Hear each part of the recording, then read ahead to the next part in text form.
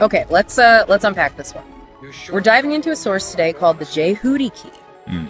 and it lays out a really well thought-provoking idea that the big problems we see everywhere, political splits, economic clashes, Yeah. they aren't just surface issues. Right. The idea is they actually stem from something much deeper, a kind of fundamental war for wisdom over ignorance. A war for wisdom. Okay. Exactly. And you can think of this deep dive as, well, your shortcut to grasping this framework. It's one that connects ancient wisdom traditions to the stuff hitting the headlines now. Like what specific?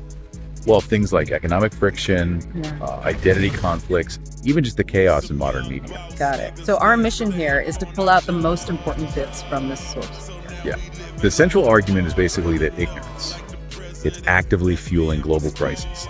And this shows up in what the paper calls the Saul consciousness. Saul consciousness. What's that? It's described as a state that's, rooted in fear, in division, insecurity. Okay. And the way out isn't just policy tweaks. Apparently not. The paper argues it's more about getting back to knowledge, Yeah. education. It points to figures like the ancient Egyptian deity Jehudi, The god of wisdom and writing. very same, revered as the master of knowledge.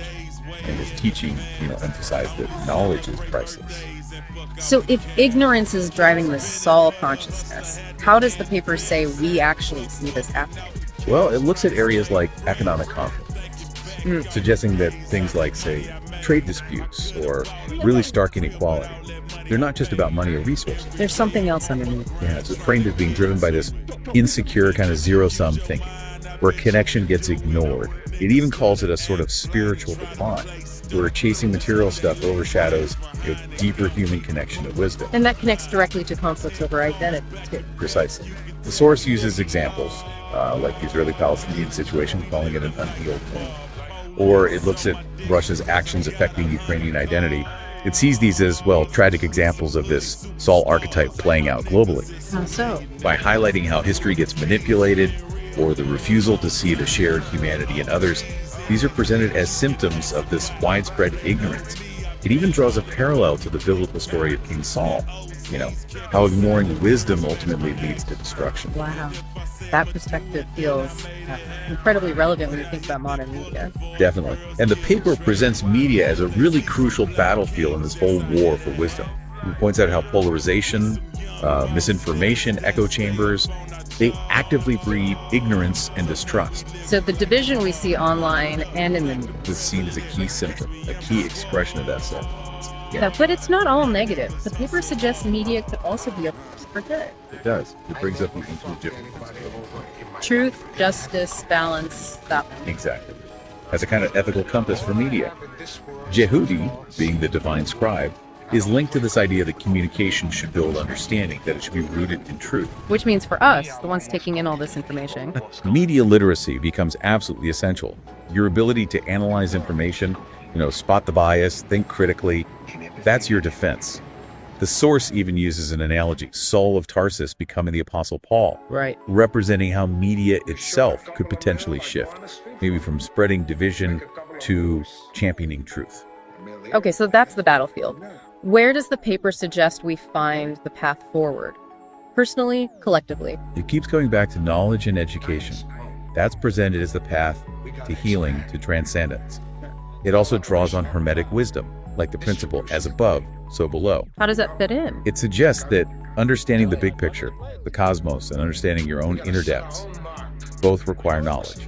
It talks about learning fundamental principles, not just believing stuff blindly, but through educated insight. And then what do you do with that knowledge? Just collect it. No, that's where the idea of becoming artists of reality comes in. Artists of reality. Yeah. It means actively applying wisdom, creativity, discernment in your own life. And this needs broad learning arts, sciences, ethics, compassion to really, unlock your potential and help shift the collective state. And discernment is key there, telling truth from falsehood. Absolutely. Portrayed as a critical skill you develop through pursuing knowledge. So let's try and wrap this up. What does this all mean for us? This deep dive into the Jehudi key.